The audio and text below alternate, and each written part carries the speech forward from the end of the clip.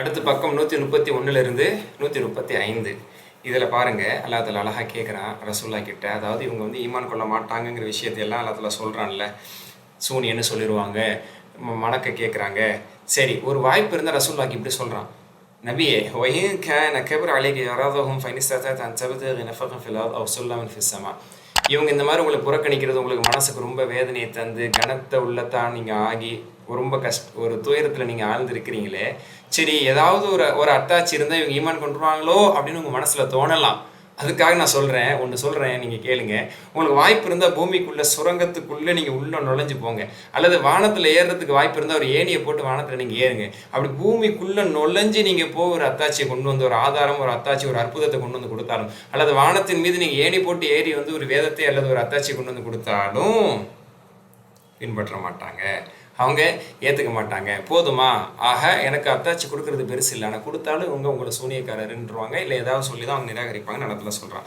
ஏன் அப்படின்னா, இன்னமா எஸ்தஜீபுல்லதீன யஸ்மஊன், யார் உங்களுடைய தாவாக்கு உங்களுடைய அழைப்புக்கு பதில் கொடுப்பாங்கன்னா காதலை விழக்கூடியவங்க தான் பதில் கொடுப்பாங்க. சரிங்களா, அவங்க தான் பதில் கொடுப்பாங்க. இவங்க தான் செவிடர்களை போன்று ஆகிட்டாங்களே, இவங்க தான் இறந்தவங்களாகிட்டாங்களே, அதாவது உயிர்ந்தும் இறந்தவர்களாக இவங்க இருக்கிறாங்களே, அதனால இவங்க பதில் அளிக்க மாட்டாங்க. வேணுன்னு தூங்குற மாதிரி நடிக்கணும்னு எழுப்ப முடியாதுல்ல. அதை தான் அல்லாஹ் தஆலா சொல்கிறேன். இவங்க கேட்டும் காதலை விழுந்தும் விழாததை போன்று புரிந்தும் புரியாததை போன்ற ஜென்மங்களாக இவர்கள் இருக்கிறார்கள். இவர்கள் உங்களுக்கு பதிலளிக்க மாட்டாங்க. உங்களுடைய தாவா பணியை செஞ்சு நீங்கள் கடந்து போய்கிட்டு இருங்க என்று அல்லாஹ் தஆலா சொல்கிறான்.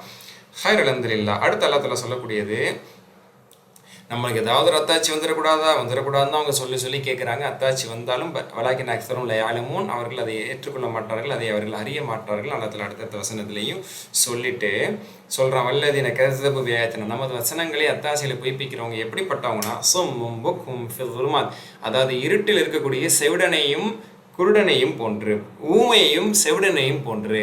அவனுக்கு வந்து ஒன்றும் கேட்காது, அவனுக்கு பேசவும் வராது, அவன் இருட்டில் ஒன்றும் தெரியாமல் இருக்கிறான்ல, அந்த மாதிரி ஒரு இருட்டில் இருக்கக்கூடிய ஒரு குருடனுக்கோ அல்லது செவிடனுக்கோ அல்லது ஒரு ஊமைக்கோ எதையும் சொல்ல முடியாது, எதுவும் காதலை விழுகாது, ஆல்ரெடி இது இருட்டாக இருக்கும், அவன் எப்படி அதில் ஒன்றும் தெரியாதவனாக இருப்பான். அந்த மாதிரி தான் இவங்க கண்ணிருந்தும் காதிருந்தும் வாயிருந்தும் ஊமைகளாக செவிடர்களாக குருடர்களாக இருக்கிறாங்கன்னு அல்லாஹ் தஆலா அவங்களுடைய உண்மைத்துவத்தை எடுத்து சொல்கிறான். அதே மாதிரி அல்லாஹ்வுடைய அதாப் மட்டும் வந்துருச்சு அப்படின்னு சொன்னால் யார் காப்பாற்ற முடியும்? மறுமை நாள் மட்டும் வந்துட்டா நீங்கள் அல்லாஹ் விட்டுட்டு யார் அழைக்க முடியும்? அல்லாவை தான் நீங்கள் அழைப்பீங்க. ஆனால் அப்போ நீங்கள் அல்லாவை அழைத்து உங்களுக்கு எந்த புண்ணியமும் இல்லை என்று அல்லாஹ் தஆலா சொல்லி, இதற்கு முன்பாக சில மக்களுக்கு நிறைய சோதனைகள் வந்திருக்கு. அப்படி சோதனை வரும்போது கூட அவங்க அல்லாவை அழைக்கலை, அவர்கள் முஷ்ரிக்கீன்களாக இருந்தாங்க. அல்லாவை அழைச்சிருந்தாங்கன்னா அவங்க உதவி செய்யப்பட்டிருப்பாங்க. அவங்களுடைய உள்ளங்கள் இறுகி விட்டதின் காரணத்தினால அவர்கள் அல்லாஹ் விட்டு தூரமாக்கப்பட்டு விட்டார்கள். இந்த நிலைக்கு யாரும் ஆளாயிடக்கூடாதுன்னு அல்லாஹ் தஆலா எச்சரிக்கிறான். அடுத்து 132 அல்லாஹ் தஆலா சொல்கிறான், அதாவது அவர்களுக்கு சொல்லப்பட்ட கட்டளைகள் விஷயங்கள் எல்லாத்தையும் அவங்க மறந்து புறக்கணித்து இருந்ததின் காரணத்தினால அவங்களுக்கு பலவிதமான அதாப் அவர்கள் மீது சாட்டப்பட்டது என்று அல்லாஹ் தஆலா சொல்கிறான். அவர்களுக்கு திடீரென்று வேதனை அவர்களுக்கு வந்து சேர்ந்தது, அவர்கள் பலர் இப்படி அழிக்கப்பட்டிருக்காங்க அப்படிங்கிறது அல்லாஹ் தஆலா சொல்கிறான். அதே மாதிரி ஒருவேளை இந்த அளவுக்கு கண்ணிருந்தும் குருடர்களாக செவியிருந்தும் செவிடர்களாக வாயிருந்தும் ஊமைகளாக இருக்கிறீங்களா, உண்மையிலேயே அல்லாஹ் அவங்களுடைய பார்வையை போக்கி உங்கள் செவி புலனையை போக்கி உங்களோட உள்ளத்தில் முத்திரிட்டு விட்டால் அல்லாஹ்வை தவிர வேறு யாருனாலும் அதை திருப்பி கொடுக்க முடியும்? ஏன் இதை யோசிக்க மாட்டேங்கிறீங்க? அல்லாஹ் நினச்சா செய்ய முடியாது, ஆனால் அவங்களுக்கு அவகாசம் கொடுத்துருக்காங்க. கண்ணை கொண்டு பாரு, படிப்பினை பெறு, காதை கொண்டு சத்தியத்தை கேட்டு திருந்து, வாயை கொண்டு நல்லதை பேசி மனுஷனா மாறி என்று அல்லாஹ் தஆலா கொடுத்துருக்கா, நீங்கள் பயன்படுத்த மாட்டேங்கிறீங்களே என்று அல்லாஹ் தஆலா சொல்லி இந்த விஷயத்தை சொல்கிற நபிமார்கள் வந்து நல்ல நற்செய்தி சொல்லக்கூடியவர்களாக தீமையை அச்சமூட்டி எச்சரிக்கை செய்யக்கூடியவங்களாக இருக்கிறாங்க. அவங்களை பின்பற்றி நீங்கள் வெற்றி அடையுங்கள் என்று அல்லாஹ் தஆலா சொல்லி அடுத்த ரசூல்லாவை சொல்லியே சொல்கிறான், நபியை நீங்கள் சொல்லிடுங்க, குல் அகூலு லக்கும் இன்தி ஹஸாயினுல்லாஹ், அல்லாஹ்வுடைய கருவூலம் எல்லாம் என்கிட்ட இருக்குன்னு நான் என்றைக்குமே சொல்லலை. அல்லாட்ட தான் அல்லாஹ்வுடைய கருவூலம் இருக்குது. நான் இறை தூதராகத்தான் இருக்கிறேன். நினச்சபடி நான் வேதத்தை கொண்டு வர முடியாது, நினச்சபடி தண்டனையும் நான் கொண்டு வர முடியாது, நினச்சபடி நான் எதையுமே நான் செய்யறதுக்கான அதிகாரம் எனக்கு இல்லை. எனக்கு வஹி அறிவிக்கப்படுது, அந்த செய்தியை நான் எடுத்து உங்களுக்கு நான் சொல்கிறேன் என்று அல்லாஹ் தஆலா சொல்லி, குருடனும் பார்வை உள்ளவனும் சமமாக மாட்டான். அதனால் நீங்கள் சொல்வதை கேட்கக்கூடியவர்கள் அவர்கள் பார்வை உள்ளவர்களை போன்று, நீங்கள் சொல்லக்கூடிய போதனை கேட்பாதவர்கள் அவர்கள் குருடர்களை போன்று, இவங்க என்றைக்கும் சமமாக மாட்டாங்க என்று அல்லாஹ் தஆலா சொல்கிறான். அடுத்து 133 அல்லாஹ் தஆலா சொல்லக்கூடிய செய்தி, ஈமான் கொண்டு நல்லமல் செய்யக்கூடியவர்களாக சஹாபாக்கள் யாரெல்லாம் ரசூலுல்லாவோட இருக்கிறாங்களோ அவங்களெல்லாம் விரட்டுங்கன்னு இந்த மக்கத்து முஷ்ரிக்கீன்கள் குறைஷிகளுடைய தலைவர்கள் பிரமுகர்கள்லாம் சொல்கிறாங்க. நாங்கள் எப்படி உங்களோட வந்து உட்கார முடியும், இந்த தர டிக்கெட்லாம் தூரமாக்குங்கன்னு சொல்கிறாங்க. நபியை நீங்கள் சொல்லுங்கள், நான் ஒருபோதும் அப்படி செய்ய மாட்டேன், அப்படி செஞ்சால் நான் அநியாயக்காரனாக ஆகிவிடுவேன், ஏழைகளாக இருந்தாலும் இவர்களோடு இருக்க வேண்டும் என்று தான் எனக்கு கட்டளையிடப்பட்டிருக்கிறதுன்னு நபியை நீங்கள் சொல்லிடுங்க அப்படின்னு அல்லாஹ் சொல்கிறான். ஆக யாராக இருப்பினும், ஏழையோ அடிமையோ பணக்காரரோ யாராக இருப்பினும் அல்லாஹ்வை கொண்டு ஈமான் கொண்டு நல்லவர்கள் செய்தால் அவர்கள் அல்லாஹ்ல ஏற்றுக்கிறான். அல்லாஹ்வுடைய ரஹ்மத் தான் மிகைத்ததாக இருக்கிறது. இப்படிப்பட்ட பாவிகளாக இருந்த போதிலும் கூட அவர்கள் ஒரு பாவத்தை செய்துவிட்டு அன்னஹும் அமில மின்கும் சூ அன்பி ஜஹலத்தின், அறியாமையால் அல்லது எல்லை மீறி ஒரு பாவத்தை செய்துவிட்டு சும்ம சாபிமின் பாதி பிறகு அவர் தௌபா செய்தால் அல்லாஹ் அவரை மன்னிக்கிறான் என்று அல்லாஹ் அந்த அரவணைப்பையும் அந்த ஆறுதலையும் திரும்பவும் அல்லாஹ் கொடுக்குறான். அடுத்து அல்லாஹ் சொல்கிறான், நபியே இவங்க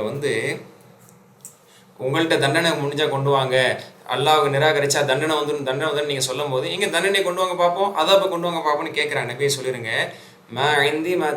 நபி நீங்கள் அவசரப்படுத்தி கேட்கக்கூடிய தண்டனை என் கையில் இல்லை. ஒருவேளை என் கையில் இருந்துச்சுன்னா கதை முடிஞ்சிருக்கும். ஓகே, எவ்வளோதான் மனிதனால் பொறுக்க முடியும். நானும் ஒரு மனிதங்கிற அடிப்படையில் நீங்கள் கேட்கும் போது இந்த அதாபை கொண்டு வரேன்னு சொல்லி கொண்டு வந்தால் அவங்க கதை முடிஞ்சிருக்கும். அல்லாஹ்வுடைய கையில் இருக்கிறனால நீங்கள்லாம் அவகாசம் கொடுக்கப்பட்டிருக்கீங்கன்னு அல்லாஹ் தஆலா சொல்கிறான். அடுத்து 134 பக்கத்தை பார்க்கும் பொழுது அல்லாஹ் தஆலா சொல்கிறான், வானம் பூமியுடைய மறைவான அனைத்து விஷயமும் அல்லாஹ்வுடைய கைவசம் தான் இருக்குது.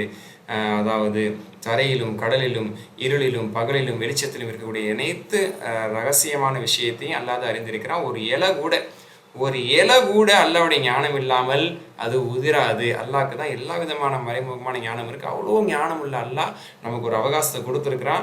நீங்கள் அவசரப்படாமல் தண்டனையை விரைவுபடுத்தி கேட்காம திருத்துறதுக்கு வழியை பாருங்கன்னு அல்லாஹ் தஆலா சொல்லாமல் இந்த அல்லாஹ்வுடைய ஞானத்தை பற்றி அல்லாஹ் தஆலா சொல்லி, நீங்கள் தூங்கும் பொழுது தற்காலிகமாக உங்களுடைய ரூஹுகளை அவனே கைப்பற்றுகிறான். பிறகு உங்களுக்கான தவணையை முடிகிற வரைக்கும் உங்களுக்கு ஒரு ஆயுட்காலம் இருக்கிறனால திரும்ப அந்த ரூஹு செலுத்தப்படுது. நீங்கள் விழிக்கிறீர்கள். ஆனால் ஒரு நாள் இருக்குது, உங்களுக்கான தவணை முடியக்கூடிய ஒரு நாள் இருக்குது. அந்த நாள் வரும்போது நம்மளுடைய தூதுவர்கள் அதாவது வானவர்கள் உங்கள் ரூஹுகளை கைப்பற்றுவார்கள். பிறகு நீங்கள் அல்லாஹ்வின் பக்கம் தான் திருப்பப்படுவீர்கள். அவங்களிடத்தில் தீவிரமாக விசாரணை செய்வான். அதற்குள் நீங்கள் அந்த மறுமைக்கான வாழ்க்கைக்கு தயாராகிக் கொள்ளுங்கள் என்று அல்லாஹ் அந்த மக்கத்து முஷ்ரிக்கீன்களுக்கும் மௌத்தை சொல்லி நினைவுபடுத்துகிறான். அல்லாஹ்வுக்கு இந்த அதாபை இறக்குறது ஒன்றும் கஷ்டம் இல்லை. ஆனால் அதாபை இறக்கிட்டா யார் உங்களை காப்பாற்ற முடியுங்கிறது நீங்கள் யோசிக்கிறீங்கிறத திரும்ப 134 இறுதிலையும் அல்லாஹ் தஆலா சொல்கிறான். இறுதியாக 135 பக்கத்தில் நான் பார்க்கும் பொழுது அல்லாஹ் தஆலா இந்த நபி ஸல்லல்லாஹு அலைஹி வஸல்லம் சொல்கிறான், இவர்கள் எவ்வளவோ விஷயங்கள் சொல்லப்பட்ட பிறகும் கூட இவர்கள் வீணான விஷயங்களில் ஈடுபட்டு கொண்டும் கேலி கிண்டலில் ஈடுபட்டு கொண்டும் தான் இருக்கிறாங்க. அதனால் இவங்களோட நீங்கள் என்றைக்குமே போய் உட்கார்ந்துடாதீங்க. நீங்கள் சஹாபாக்களோட உட்காருங்க. அவங்க ஏழையாக இருந்தாலும் அவங்களோட உட்காருங்க. இவங்களோட உட்காந்துடாதீங்க. உங்கள் பேச்சை கேட்டுருவாங்களோன்னு நினைக்காதீங்க. அதாவது சிலர் அல்லாஹ் தஆலா முத்திரையிட்டு சொல்லிட்டேன், இவங்க உங்கள் பேச்சு கேட்க மாட்டாங்கன்னு அல்லாஹ் தஆலா சொல்லி, இவர்களை நீங்கள் புறக்கணியுங்கள். யாரெல்லாம் இப்படி வீணான விஷயங்களில் பேசி வீணான விஷயங்கள் மூழ்கி இருக்கிறார்களோ அவர்களோடு நீங்கள் இருக்காதீங்க என்று அல்லாஹ் தஆலா சொல்லி, இவர்கள் ஷைத்தானுடைய கூட்டாளிகளாக இருக்கிறார்கள் என்று அல்லாஹ் தஆலா அவர்களை அடையாளப்படுத்துகிறான். அடுத்து அல்லாஹ் தஆலா சொல்கிறான், யார் தனது அல்லாஹ்வுடைய மார்க்கத்தை விளையாட்டாக கேலி கிண்டலாக எடுத்துக்கொண்டார்களோ அவர்களை அவருடைய உலக வாழ்க்கை ஏமாற்றி விட்டது என்று அல்லாஹ் தஆலா சொல்லி, இவர்களுக்கு எந்த விதமான பாதுகாவலரும் இவர்களுடைய தண்டனையை காப்பாற்றக்கூடிய இடத்திலே வரமாட்டார்கள் என்று அல்லாஹ் தஆலா சொல்லி காட்டுறான். அடுத்து ரசூல்லா சஹாபாக்கள் ஆகியவர்கள் அதே போன்று மூமின்களாகி நம்ம இப்படி சொல்லணுமா, அல்லாஹ்வை விட்டு நாங்கள் நாங்கள் வணங்குவோமோ, அப்படி வணங்கணும் நீங்கள் ஆசைப்படுறீங்களோ, எவைகள் எங்களுக்கு எந்த பலனும் தராதோ, எந்த தீங்கும் விளைவிக்காதோ அப்படிப்பட்ட அந்த கற்பனை கடவுள்களை அல்லது அந்த மனிதர்களை அல்லது அந்த படைப்புகளை நாங்கள் ஏன் வணங்க வேண்டும்? அல்லாஹ்வுடைய நேர்வழிதான் உண்மையான நேர்வழியாகும். அப்படிப்பட்ட அந்த இறைவனிடத்தில் அகிலத்தின் ரச்சனாகி அல்லாஹ்விடத்திலே நாங்கள் எங்களை சரணடைய செய்ய வேண்டும், அவனிடத்தில் நாங்கள் இஸ்லாத்தை ஏற்ற முஸ்லீம்களாக நாங்கள் ஆக வேண்டும் என்றே கட்டளையிடப்பட்டுள்ளோம் என்று உறக்கச் சொல்லுங்கள் என்று முஸ்லீம்களாகி நம்மை பார்த்து அல்லாஹ் தஆலா சொல்கிறான்.